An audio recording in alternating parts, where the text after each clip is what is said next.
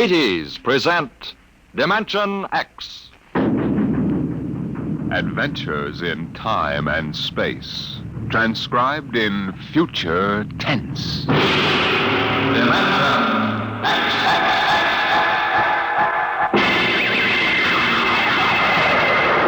On stage tonight, Dimension X, another in the Wheaties' big parade of exciting half-hour presentations. I don't mean to be too personal, mind you, but have you found out how Wheaties at 7 can help at 11? It's really very easy to find out, you know, and it's mighty worthwhile. Now, what you do is this. Come breakfast time some morning real soon. Dish yourself up a bowl of Wheaties. Crisp, golden flakes, 100% whole wheat. Add some fruit, add milk, and you'll be getting some real nourishment. And at 11 a.m., I think you'll begin to understand why. Because Wheaties have it. The whole wheat energy that makes such a difference come mid-morning. Wheaties have it, and it's for you. Now, see if you don't look better, feel better, smile easier every day that breakfast begins with Wheaties.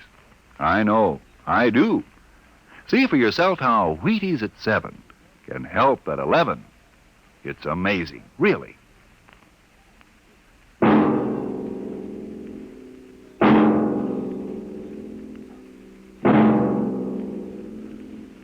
Do you remember when you were young, how your elders would tell you bedtime stories about the man in the moon? Well, tonight we have a different kind of story to tell about him. A story of suspense in the unknown world of the future, where anything can happen.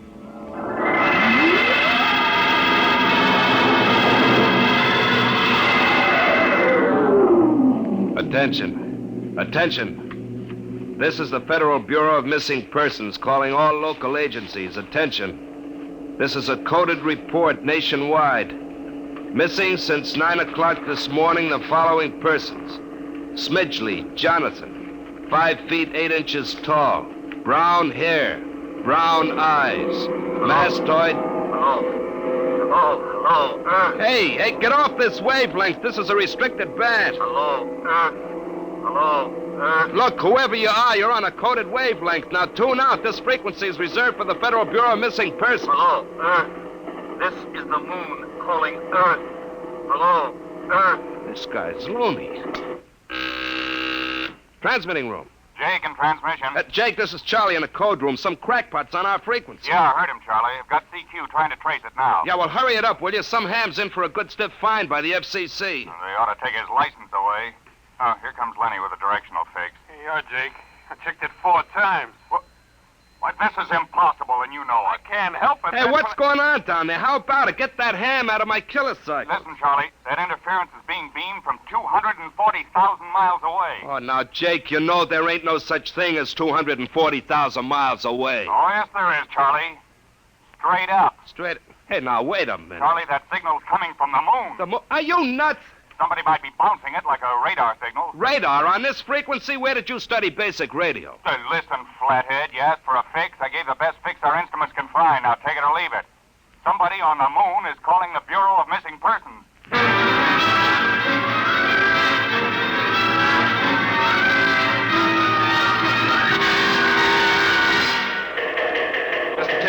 Mr. Timken. What's the sweat, Charlie? Shouldn't you be broadcasting? Now, listen, Mr. Timken, you know I'm a sober citizen, right? Never once have I broadcast with the smell of alcohol on my breath, right? In all your 12 years here at the Bureau, did I What's once... the matter, Charlie? We're picking up a message on our wavelength. Well, did you report to the FCC? I ain't got the nerve. Well, what's wrong? You'll scream when you hear this, Mr. Timken. You'll jump right out the window, but we are getting an SOS from the moon.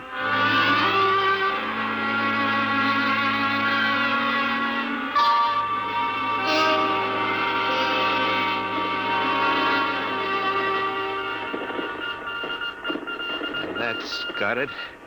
Started on voice and switched to Morse. What did he say? Let's see now. Can you read me? Help Otterburn. Will contact when the moon is in phase. Otterburn. Sounds like a name. Otterburn. Holy jumping Jehoshaphat. Hey, where you going? To talk to the chief. Hey, now, wait a minute. What are you going to tell him? We just got a CQ from the man in the moon? That's exactly what I'm going to tell him, Charlie. What? Oh, no. This is too much for me.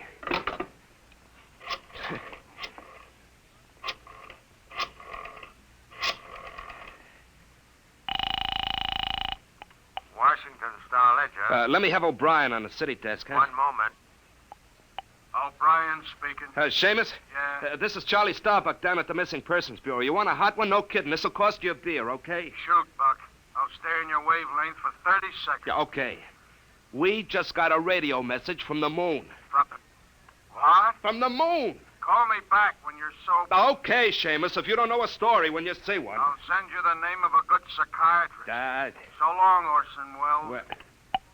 Orson Welles? Hey, how do you like that? He don't believe me.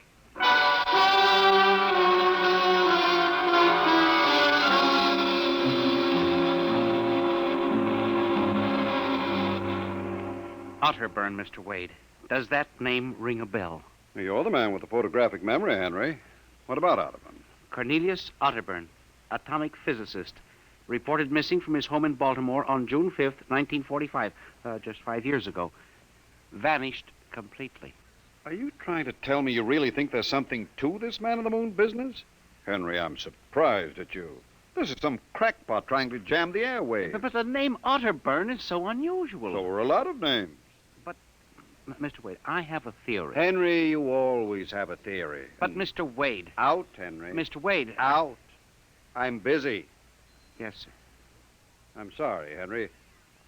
Oh, here, take this folder of reports for the death file. Oh, yes, sir. And no more nonsense, eh, Henry?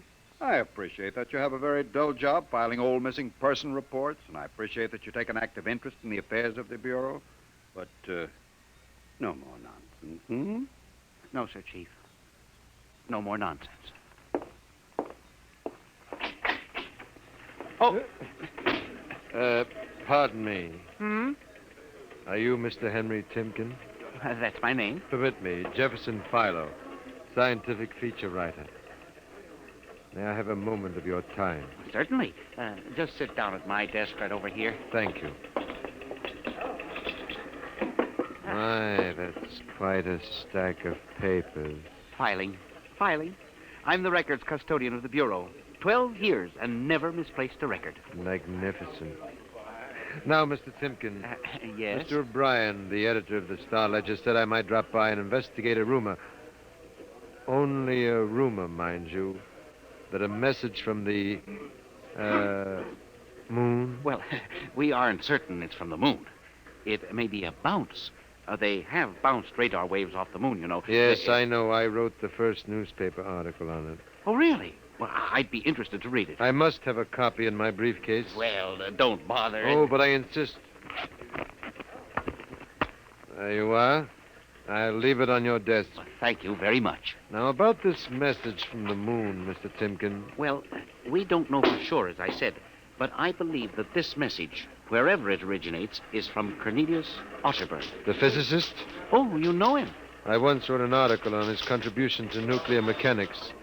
A brilliant man, Otterburn, years ahead of his contemporaries. Well, whoever is sending those signals, if he isn't on the moon, is at least using the moon as a sounding board, bouncing the signal. But why, Mr. Timken? Why? Look here, Mr. Philo. If you will come here tomorrow night at 8, we may learn the answer to that question.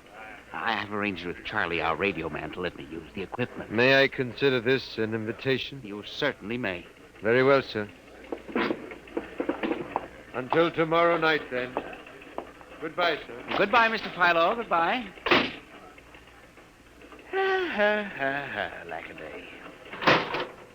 Now, let me see now. Well, that's funny. Where did this list of names come from? Paul Aarons, astromathematician. Robert Simons, electronic engineer. Carl Parker, mining specialist. Oh, this must have got mixed up with the papers on my desk by accident. It's a peculiar list of names. Most peculiar.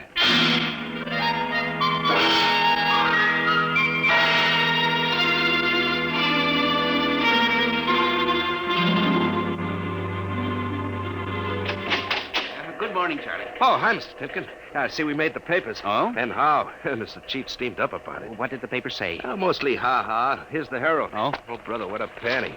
Uh-huh. Oh, dear. Oh, my. No wonder Mr. Wade is hopping. About tonight, Mr. Tinkin, I don't know. Now, you promised you'd give me a key to the radio room, Charlie. Yeah, but I didn't expect this. Listen, Charlie, we've got to find out if there's something to that message. If Otterburn is alive somewhere and radioing for help, it is Hold it. Time for the morning broadcast. We've got quite a list today. Well, do you mind if I listen a while? We may hear Otterburn. Oh, I ain't self-conscious. Stick around. Attention. Attention, this is the Federal Bureau of Missing Persons calling all local agencies nationwide. This is a coded broadcast. The following persons are missing. Aarons, Dr. Paul, 5'5", brown hair, brown eyes, scar on left side of chin. Aarons? Thick glasses, occupation astromathematician. Missing since 6 o'clock this morning. Being sought by Bel Air police. Charlie. Repeat, Dr. Paul Aarons. Charlie, shut it off a second. Oh, now, listen, Mr. Timken. It's okay to stay, but you can't interrupt. This is important. Now, what time was Dr. Aarons reported missing? 6 a.m. We got the report from Bel Air less than an hour ago. Are you certain, Charlie? Yeah, positive. What is this? Charlie, what's the next name on the list? Let's see. Simons, Robert. What? Engineer. Came in less than 20 minutes ago. 20? What's the matter with you? You look like you've seen a ghost. Nothing, Charlie. Except that last night, quite by accident, someone left a list of names on my desk, and that list included the names of those 2 men who weren't reported missing until an hour ago. What? Yeah, that don't sound right to me. It isn't right, Charlie. Which raises a question. Who would make up a list of missing persons before they were missing, not after?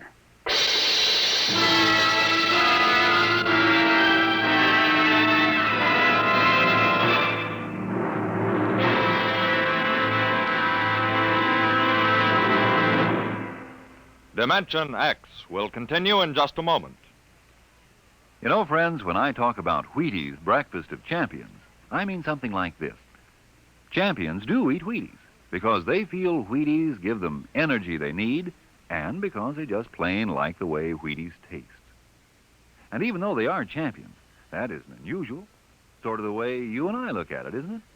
Here's Ed Prentice with a perfect illustration of my meaning. Now, young man, will you tell us what you do for a living? I pitch. You what? Pitch. You know, baseball. When you have a baseball team, you have to have a pitcher.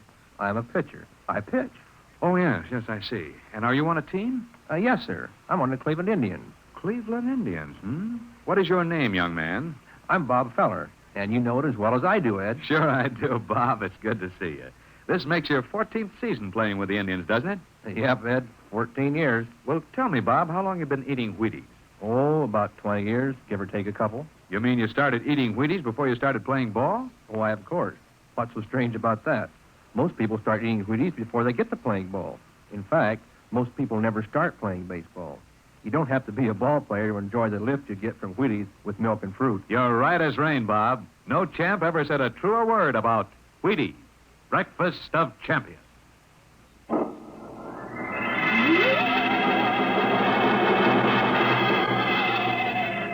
And you say this list of names was left on your desk accidentally? I believe so, Mr. Wade.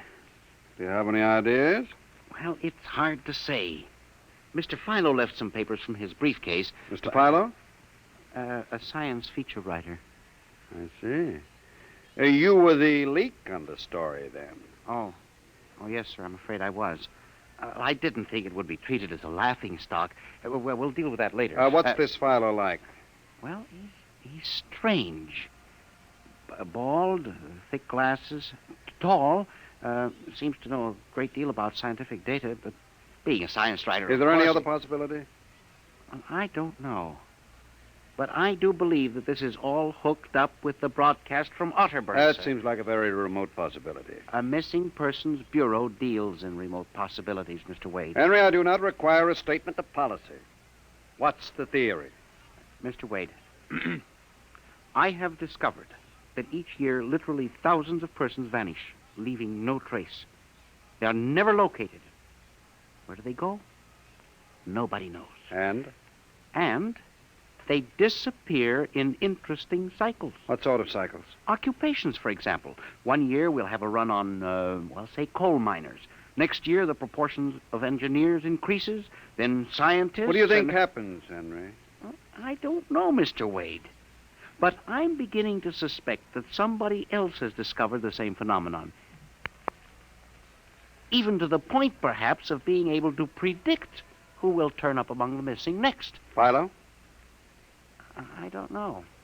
But I would like to find out. And you think Otterburn may be a part of this picture? I definitely do, Mr. Wade. Henry, do you honestly expect me to buy an idea like Well, that? it's more than an idea. The two top men on this list are missing. Maybe so, but the rest of them aren't. Parker, Watson, Gibbs. Well, I saw Parker in the restaurant where I had lunch today. Yes, sir, but and if look- you think I'm going to make myself a laughingstock by putting any belief in such a crack-brained theory? Well, Excuse me. Yes.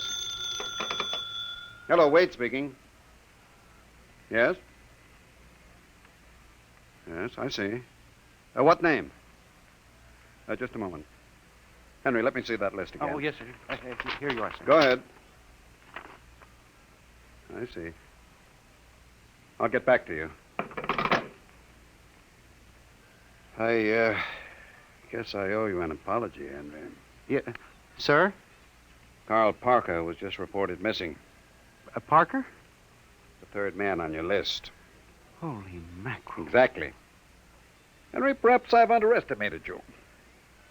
Maybe this time you really stumble onto something. What do you intend to do, Mr. Wade? I don't know. I haven't thought it out yet. I was planning to listen for another broadcast tonight in the hope that Otterburn might try to contact us again. I'll join you. I also invited Mr. Philo, the science feature writer, you know. I'll be glad to meet him. I'm beginning to get interested in your Mr. Philo. Mr. Wade, you don't think... That he's mixed up in this? I don't know, Henry. Well, Mr. Wade, let's contact the police. No, Henry, I think we're better off keeping this between ourselves for the moment. I don't want the police laughing at the Bureau if you're wrong. I don't know, Mr. Wade. Besides, there may be more danger than you realize. Let's keep it quiet. Shall we, Henry? Yes, sir. I didn't realize there was any danger.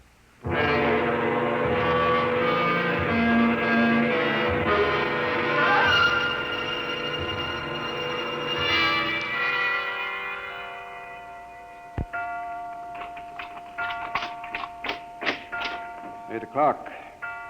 Friend Mr. Filer was late. He said he'd be here, sir. Moon is almost in direct phase. You can't wait much longer. You'd better switch on the set. Yes, sir. I left a light in the hall for Mr. Filer when he comes. Are you getting anything? Just some foreign stuff. Programming from Johannesburg, South Africa. We continue in Africa. Oh, no, dear. That's a very peculiar transmission sound. Earth. That sounds like something. See if I can work the selector here. The moon is in phase. Yes, sir. Hello. Earth, can you hear me? I'll try to return. Hello? Hello? Hello, Earth. Hello, do you hear me? I get you now. Thank God. Who are you? Can you hear me? Who are you? This is Professor Cornelius Otterburn. Hello? Go on, I hear you. Not much time. They're on to me. They've located my sending point. You hear me? Go ahead, keep talking. I've only enough oxygen for a few minutes more. Well, where are you? I'm on the Earth side of the moon. You get that? The Earth side of the moon. A volcanic crater. Good Lord. Start that recorder, Mr. Wade. Go on, explain, please. Explain, please. Closely. There's an Earth colony on the moon. There is an Earth colony on the far side of the moon. Made up of renegade scientists and criminals. Professor Ernst Holzmann. Holzmann, he died in an insane asylum in 1938. Professor Ernst Holzmann discovered nuclear rocket power in 1935. Turned his plans over to escaped inmates of the asylum. They took off and set up a colony on the far side of the moon in 1938. Go ahead. We're recording you. Each year, they recruit new colonists from Earth. Slave labor mostly. Some women, scientists. The oxygen problem is a big one. I was kidnapped in 1945. Yes, we know. Keep talking. They wanted me to work on atomic drive with their flying discs. Hello? We're still getting you. Go on. 6 others and I escaped. Speak louder. Not much oxygen left, getting weaker. We pulled what little oxygen we had. The others, dead now. Thank God I reached you. You've got to stop them. Stop them. Stop who? The moon colony, planning to take over the Earth. Listen, they have agents on Earth. Hear me? Agents on Earth? Where? Who? Hello? Hello? Agents in... Henry, look out. The light. Someone at the window. Get down. Henry, are you all right? I I think so. Oh, his shot smashed the transmitter. Strike a match. Careful. Whew, that was close. I got a look at him. From the description, it was your Mr. Philo. Well, we got a recording anyway, but not the most important part of the message. Henry, we've got to get you out of here. You said they have agents. Philo's probably one of them. He'll be looking for you now, trying to kill you. The police, You Mr. think Wade. the police would believe a fantastic story like this? People being kidnapped to the moon as slave labor? Moon colony planning an invasion of the Earth? Henry, believe me, they'd clap us into straitjackets before we could finish. We've got to do We something. need time to get proof. But we can't walk out of here. Philo's probably We waiting. can only figure some way. Wait, I know. How? Listen, there's a service elevator that leads to the basement garage. My car is there. Mr. Wade, By let's the call time the the police get here, we'll be dead. You think Philo will wait outside all night? Come on.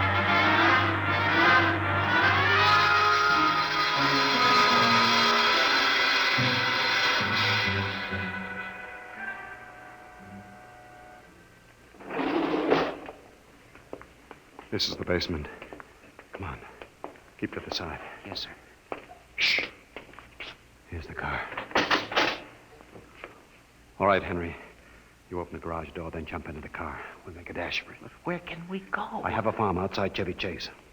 It's private, miles from the nearest neighbor, and completely hidden by trees. We'll run for that. Go ahead, start the door up. All right, Mr. Wade. Quick, jump in. Yes, sir.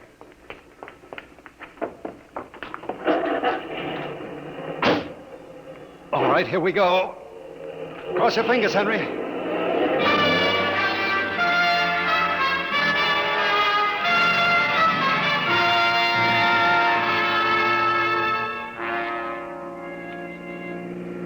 We made it out all right.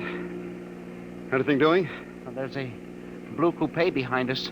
It seems to be following. I'll cut up Pennsylvania Avenue and out Route 1 toward Baltimore.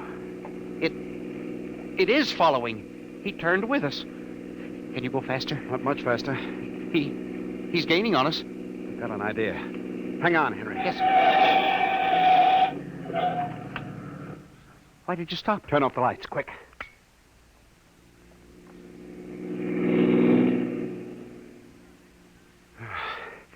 It worked. He shot right past us. Now we'll double back and go out another route. I think everything's going to be all right now. We can be at my farm in less than an hour.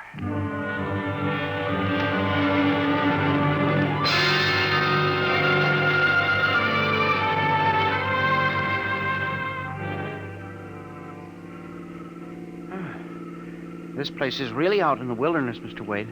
You can stay here indefinitely till we figure out the next move. Just up this dirt road now, there's a big abandoned wheat silo on my grounds. It's down in a hollow where it can't be seen except from the air. And even then, the oak trees shield it. We'll hide you out there. Now we can leave the car here. We'll leave it to see. Come on. How did you ever find this place, Mr. Wade? I've always liked seclusion. Came up here to get away from it all. There's the silo. Well, it's certainly well hidden. There's a small door around the side. Come on. Yes, sir. Oh, careful of those bushes. It's hard to see them in the dark. Do you suppose Philo will find us? I assure you, Henry, that Mr. Philo will never find us here. Not in a million years. Here's the door.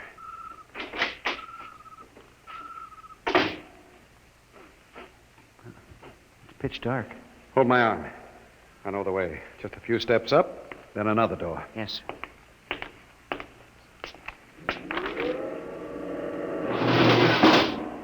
Steel.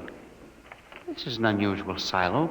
Double walls, wood outside, steel inside. Completely fired. An army couldn't wreck it. We're inside the inner shell. Careful. You're in a circular room. Stay here a moment. I'll go outside and see if the coast is clear. In a moment, your eyes will become accustomed to the darkness. I'll bring back some food and water. Well, don't be long, Mr. Wade. This place gives me the willies. I'll just be a moment. Yes, sir. Mr. Wade.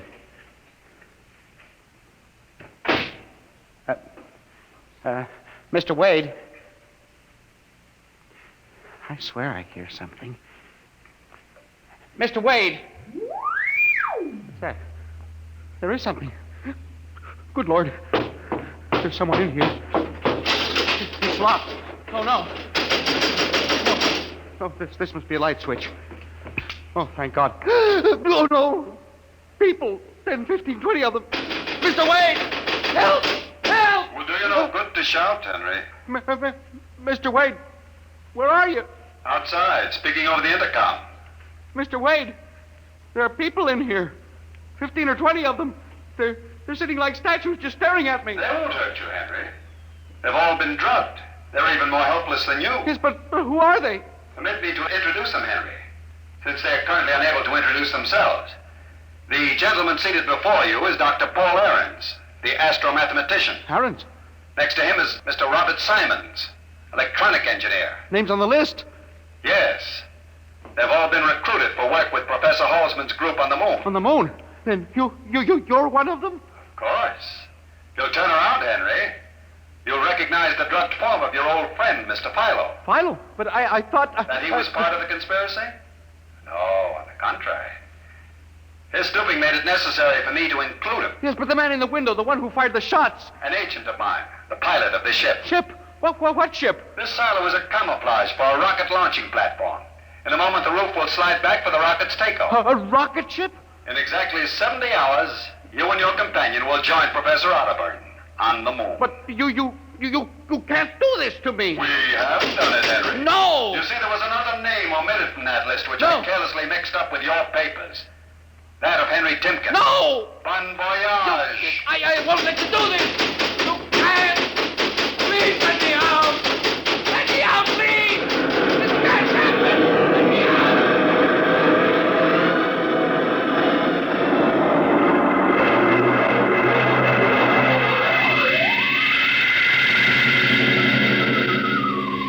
Attention.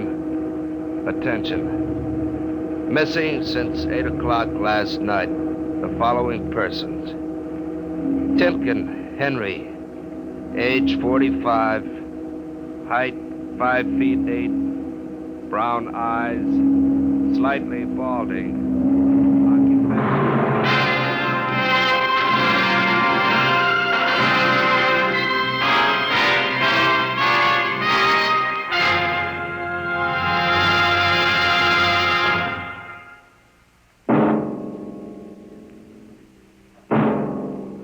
Tonight, Dimension X has presented The Man in the Moon, an original story by George Lefferts. Featured players were Louis Van Rooten as Henry Timken and Santos Ortega as Wade.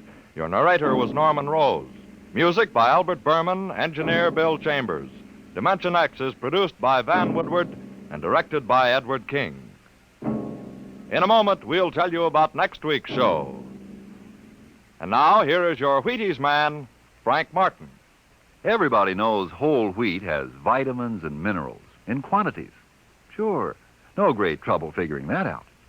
The trick is in making the whole wheat into crisp, toasty flakes like Wheaties, with all the good whole wheat things still in them, and with all the good, natural whole wheat taste. Well, do you know how the Wheaties people do it? Well, I'll tell you. It's simple. They use a whole kernel of wheat to make one Wheaties flake. You see? No wonder Wheaties are good for you. And you know how good they taste. Crisp, sweet as a nut, simply wonderful. How can you stand missing them, if you are missing them, when they're all that good, and all that good for you? Why don't you breakfast up to Wheaties tomorrow morning, huh? And see for yourself how Wheaties at 7 can help at 11. Breakfast of champions. Yes, yes.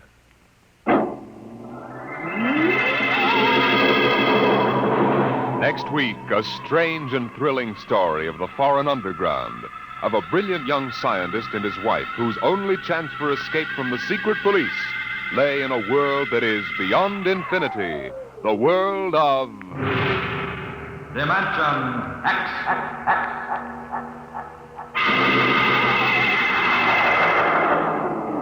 And this is the Wheaties man, Frank Martin, inviting you to listen tomorrow night to Joel McRae in Tales of the Texas Rangers on the Wheaties Big Parade. See you then. This program was transcribed. Jack Blake tells the story of the underworld next on NBC.